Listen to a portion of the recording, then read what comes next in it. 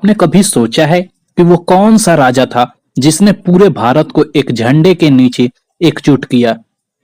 मौर्य साम्राज्य केवल एक राजशाही नहीं, बल्कि एक ऐसी ऐतिहासिक क्रांति थी जिसने भारत की दिशा और दशा दोनों बदल दी।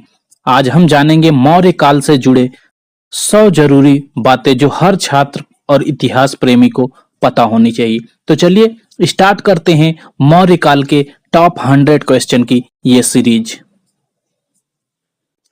क्वेश्चन नंबर फर्स्ट है, मौर्य वंश की स्थापना किसने की थी?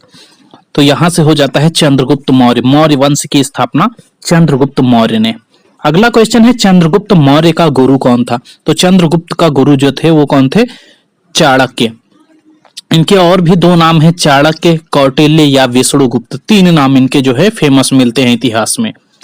चाणक्य को किस नाम से जाना जाता था? तो यहाँ देखिए वो क्वेश्चन भी है। इनके दो और नाम थे, कौटिल्य और विष्णुगुप्त। अगला है, अर्थशास्त्र नामक ग्रंथ किसने लिखा था? तो अर्थशास्त्र किसने लिखा था? चाणक्य ने।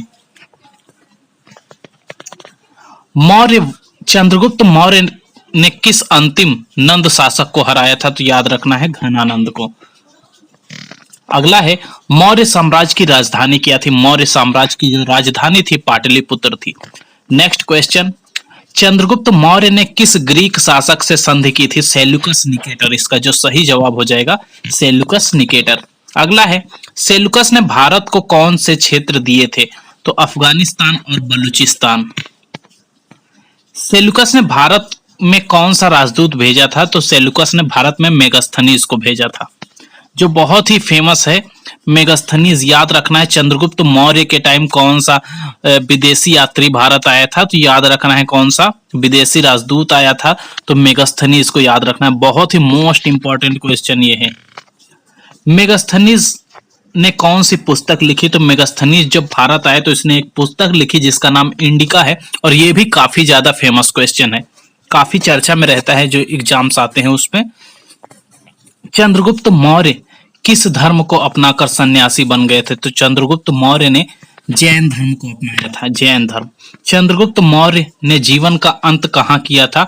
तो श्रवणबेलगोला में, श्रवणबेलगोला में। अगला है, बिंदुसार किसका पुत्र था? बिंदुसार जो है वो किसका पुत्र था? चंद्रगुप्त मौर्य का। अगला है, बिंदुसार को ग्रीक लेखकों ने किस नाम से पुकारा? तो बिंदुसार को अमित्रघात के नाम से, अमित्रघात। बिंदुसार के समय भारत में कौन सा ग्रीक राजदूत आया था? तो ये याद रखना है, डायमेकस। चंद्रगुप्त मौर्य के टाइम मेगास्थनीज आया था और इनके टाइम डायमेकस। बिंदुसार के पुत्र कौन थे? तो अशोक और सुसीम, अशोक और सुसीम। अगला है, अशोक मौर्य साम्राज्य का कौन सा सम्राट था? तो अशोक जो है मौर्य साम्राज्य का तीसरा सम्राट था। अशोक ने कलिंग युद्ध कब लड़ा? तो 261 ईसा पूर्व। यहां से याद रखना है 261 ईसा पूर्व। कलिंग युद्ध के बाद अशोक ने कौन सा धर्म अपना लिया? तो कलिंग युद्ध के बाद अशोक ने कौन सा धर्म अपना लिया? बौद्ध धर्म। जबकि चंद्रगुप्त मौर्य ने कौन सा धर्म अपनाया था लास्ट में, और शांति के मार्ग को अपनाया, तो उन्होंने जैन धर्म।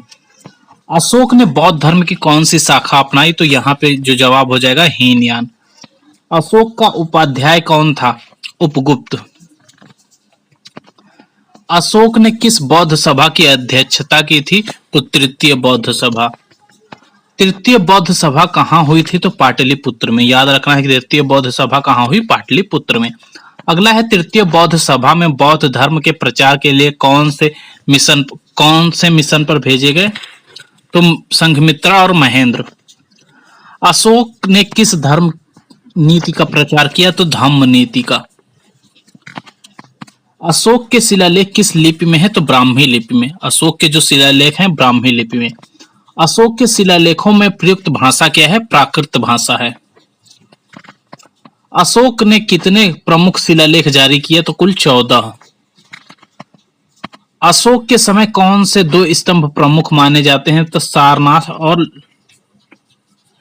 लौरिया का नंदनगढ़। सारनाथ और लौरिया का नंदनगढ़।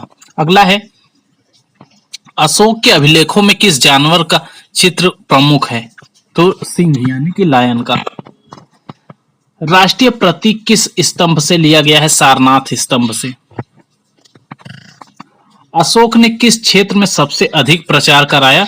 तो श्रीलंका में। अशोक के पुत्र का क्या नाम था? तो इनके पुत्र का नाम था महेंद्र, और इनकी पुत्री का क्या नाम था? तो इनकी पुत्री का नाम संघमित्रा था। अगला क्वेश्चन है, अशोक के पश्चात मौर्य साम्राज्य का पतन किससे आरंभ हुआ? तो दशरथ मौर्य।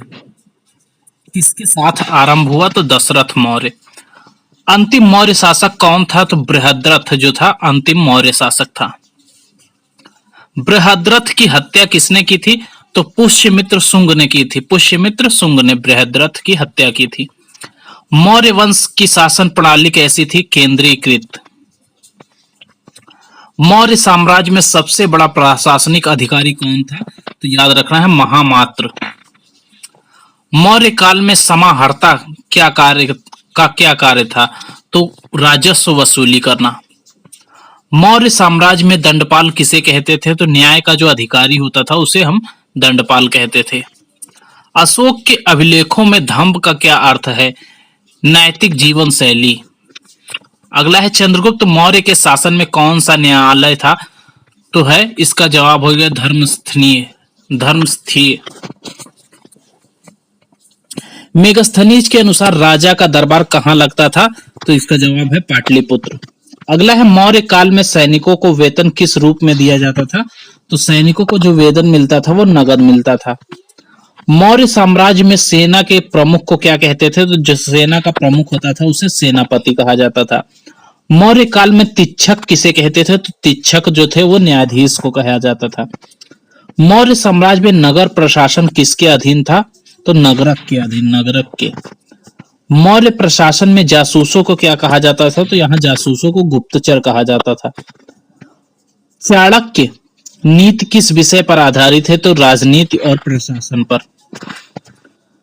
क्वेश्चन नंबर 51 है, चंद्रगुप्त मौर्य ने किस यूनानी राजा को हराया था?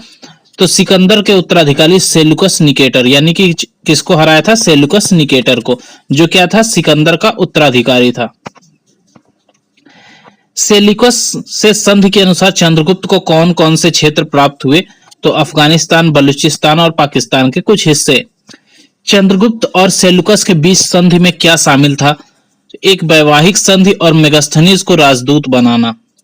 मेगास्थनीज ने किस ग्रंथ की रचना की? तो मेगास्थनीज ने जो पुस्तक लिखी उसका क्या नाम था? इंडिका। चंद्रगुप्त मौर्य का धार्मिक गुरु कौन था? तो आचार्य चाणक्य। अगला है, आचार्य चाणक्य का असली नाम क्या था? तो इनका जो असली नाम था विष्णुगुप्त था। चाणक्य ने किस धर्म ग्रंथ की रचना की थी? तो इनका जो धर्म ग्रंथ है अर्थशास्त्र। मौर्य साम्राज्य की राजधानी कहाँ थी? इनकी जो राजधानी है वो पाटलिपुत्र में। अगला क्वेश्चन है क्वेश्चन नंबर 59। चंद्रगुप्त ने जैन धर्म अपनाने के बाद कहां प्रस्थान किया? श्रवणबेलगोला। चंद्रगुप्त ने किस जैन गुरु से के प्रभाव में आकर जैन धर्म अपनाया? तो भद्रबाहु। अगला क्वेश्चन है, बिंदुसार को यूनानी इतिहास में किस नाम से जाना जाता है? अमित्र घात। अगला है, बिंदुसार ने किस विद्वान को अपने दरबार में स्थान दिया? दियोनसियस। अगला है, अशोक के शासन में किस युद्ध का ऐतिहासिक महत्व है? तो कलिंग युद्ध का। नेक्स्ट है, कलिंग युद्ध किस वर्ष हुआ था? 261 ईसा पूर्व। अगला क्वेश्चन है 65 नंबर, कलिंग युद्ध के बाद अशोक ने कौन सा धर्म अपनाया? तो बौद्ध धर्म। अशोक के धम्म नीति का प्रमुख उद्देश्य क्या था? तो नैतिक जीवन, अहिंसा और प्रजा कल्याण। अशोक ने किस बौद्ध भिक्षु से दीक्षा ली थी? तो ये इनका जो जवाब है उपगुप्त से। अशोक के कितने स्तंभ लेख बनाए गए थे? तो 14 प्रमुख स्तंभ लेख थे इनके। अशोक का सबसे प्रसिद्ध शिलालेख कहां मिलता है? लुम्बिनी में। अगला है क्वेश्चन नंबर 70। अशोक के शिलालेख किस लिपि में लिखे गए थे? तो यहां से ब्राह्मी लिपि को याद रखना है। अशोक के अभिलेखों में सबसे अधिक उपयोग की गई भाषा कौन सी है? प्राकृत। अशोक ने बौद्ध धर्म के प्रचार हेतु किन दो लोगों को श्रीलंका भेजा? तो अपने पुत्र महेंद्र और पुत्री संघ। क्वेश्चन नंबर 73 है, अशोक और संघमित्रा किसके संतान थे? तो याद रखना है अशोक के। अगला है, अशोक ने कितनी बौद्ध सभाओं में भाग लिया था? तो अशोक ने कितनी? तो तीसरी बौद्ध सभा में। किस बौद्ध सभा में भाग लिया था? ये होना चाहिए, तो तीसरी बौद्ध सभा। तीसरी बौद्ध सभा कहां हुई थी? तो याद रखना है पाटलिपुत्र में। तीसरी बौद्ध सभा की अध्यक्षता किसने की थी? तो मोगलीपुत्र तीस ने। मौर्य काल के दौरान व्यापार के लिए किस प्रकार की मुद्रा प्रचलित थी? तो पंचमार्क सिक्के थे। मौर्य प्रशासन में जासूसी व्यवस्था किसने व्यवस्थित की थी? तो चाणक्य ने। अगला है, मौर्य काल में ग्राम प्रमुख को क्या कहा जाता था? तो ग्राम प्रमुख को ग्रामिक कहा जाता था। मौर्य काल में नगर प्रशासन का प्रमुख कौन होता था? तो नगर प्रशासन का प्रमुख नगराध्यक्ष होता था। मौर्य काल में कर वसूलने वाले अधिकारी को क्या कहा जाता था? तो कर वसूलने वाले अधिकारी को शुल्काध्यक्ष कहा जाता था। अशोक की मृत्यु के बाद मौर्य साम्राज्य का अंतिम शासक कौन था? मौर्य साम्राज्य का जो अंतिम शासक है वो कौन था? बृहद्रथ मौर्य। बृहद्रथ मौर्य की हत्या किसने की थी? पुष्यमित्र शुंग ने। अगला है, मौर्य साम्राज्य के पतन का प्रमुख कारण क्या था? तो शक्तिशाली उत्तराधिकारी का अभाव। मौर्य काल में सिंचाई व्यवस्था किस अधिकारी के अधीन थी? तो सिंचाई अधिकारी की। अगला है, चंद्रगुप्त मौर्य का शासनकाल कब से कब तक रहा? तो 321 ईसा पूर्व से लेकर 297 ईसा पूर्व तक का। मौर्य काल में किस विदेशी लेखक ने भारत की यात्रा की थी? तो इसका जवाब है मेगास्थनीज ने। मेगास्थनीज ने भारतीय समाज को कितने वर्गों में बांटा था? तो इन्होंने 7 वर्ग में बांटा था। बिंदुसार के बाद कौन शासक बना? बिंदुसार के बाद अशोक शासक बना। मौर्य काल के प्रमुख धातु शिल्प कौन से थे? तांबा, लोहा और चांदी। तांबा, लोहा और चांदी। किस स्तंभ को मौर्य वास्तुकला का उत्कृष्ट उदाहरण माना जाता है? सारनाथ का सिंह स्तंभ जो है। अगला है 92 नंबर, अशोक के स्तंभ पर किस प्रकार के शिल्प अंकित थे? तो है पशु आकृतियां, विशेष रूप से सिंह। अशोक का धम्म चक्र किस मुद्रा में दर्शाया जाता है? 24 तीलियों वाले चक्र। अशोक का शांति संदेश किस माध्यम से प्रचारित हुआ? शिलालेख, स्तंभलेख और प्रचारक। मौर्य काल में किसने अर्थशास्त्र जैसे ग्रंथ की रचना की थी? चाणक्य ने। अगला है 96, किस काल में भारत का पहला विशाल साम्राज्य स्थापित हुआ था? तो इसका जवाब है मौर्य काल। मौर्य साम्राज्य की प्रशासनिक प्रणाली किस पर आधारित थी? केंद्रीकृत प्रणाली पर। अगला है 98 नंबर, मौर्य शासकों ने बौद्ध धर्म के प्रचार में क्या योगदान दिया? तो विदेशों में बौद्ध भिक्षु भेजे। विदेशों में बौद्ध भिक्षु भेजे। अगला है क्वेश्चन नंबर 99, मौर्य वंश का इतिहास मुख्यतः कहां से ज्ञात होता है? तो शिलालेखों और विदेशी यात्रियों के विवरण से। क्वेश्चन नंबर 100 है, चंद्रगुप्त मौर्य की मृत्यु कहां मानी जाती है? श्रवणबेलगोला, जो कि कहां है? कर्नाटक में। तो ये था पूरे 100 क्वेश्चन की सीरीज जो कि था मौर्य काल से संबंधित। आशा करता हूं आपको वीडियो पसंद आएगा। वीडियो पसंद आया तो वीडियो को लाइक कर दे। चैनल पे पहली बार आए हैं तो चैनल को सब्सक्राइब कर ले और अधिक से अधिक दोस्तों में शेयर कर। मिलते हैं नेक्स्ट वीडियो में एक और टॉप 100 क्वेश्चन की सीरीज के साथ। धन्यवाद।